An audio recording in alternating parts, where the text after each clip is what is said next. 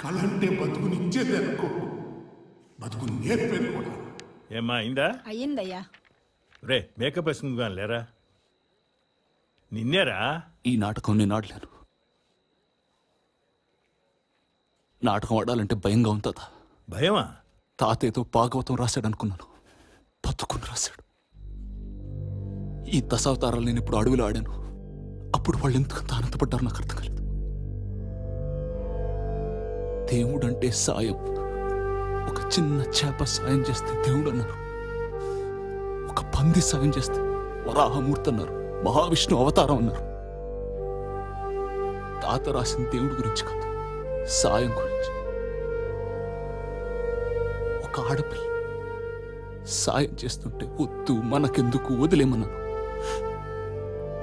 తెలియలేదు. ఈ నాటకం ఆడే అర్హత నాకు లేదు, అస్సలు లేదు. నువ్వు మాత్రమే ఆడగలవురా.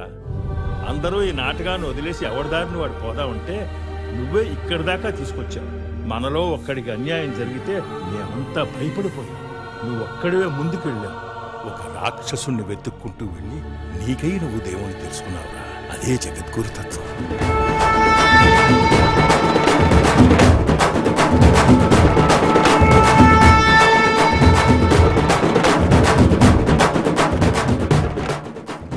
డైలాగ్స్ అన్ని బాగా చదివావా? బాగా చదివాను బాబాయ్. వీర్రాజ్ చేసినట్టు ఉండాలి మరి.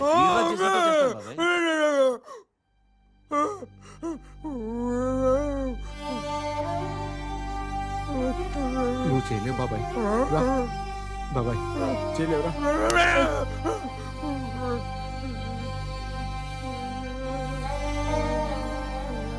బాబాయ్ రా బాబాయ్. చెప్తా అర్థం కావట్లేదా? పొద్దున్నే హాస్పిటల్ నుంచి వచ్చావు, నువ్వు చేయలేరా? నువ్వు చేయలేవు.